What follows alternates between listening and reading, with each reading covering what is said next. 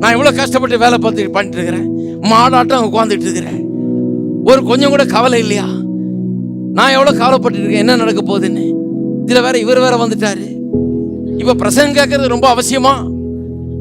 நீ கூட பிரசங்கம் கேட்கணுமா? வந்தவன் கேட்டு போட்டோம், நீ என்ன பிரசங்கம் கேட்கறது? நீ வந்து என் கூட சேர்ந்து கொஞ்சம் கவலை படு. வந்து இயேசுகிட்டே கம்ப்ளைண்ட் பண்றா. அவள் கொஞ்சம் கூட கவலைப்படலையா? அதை பற்றி உமக்கு கவலை இல்லையா? எப்படி இருக்கு பாருங்க. அதை நினச்சிட்டா உடனே இயேசு, மரியாளே கொஞ்சம் போய் உன்னுடைய சகோதரிய பாரத்தை நீ கொஞ்சம் சுமந்துக்கோ, அவளுடைய கவலையை நீ கொஞ்சம் பகிர்ந்துக்கோ அப்படின்னு அனுப்புவாருன்னு நினைச்சா.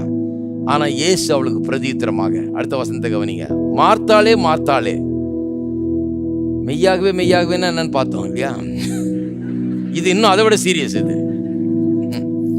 மெய்யாகவே மெய்யாகவேன்னா நிறைய பேர் இந்த மாதிரி பொய்யெல்லாம் சொல்லிட்டு இருக்காங்க. நீங்க அப்படி பண்ண முடியாது, இயேசுநாதர் தான் பண்ண முடியாகும், நீ என்ன நினைச்சிரு, அதெல்லாம் நம்பாதேங்கிறார். மெய்யாகவே மெய்யாகவே நான் உங்களுக்கு சொல்றேன்றார். இங்க வந்து அதை விட சீரியஸ். மார்த்தாளே மார்த்தாளேன்னா, ஏமா நானே வந்து இருக்கிறேன், என்ன கவனிக்காம நீ என்ன பண்ணிட்டு இருக்கிற?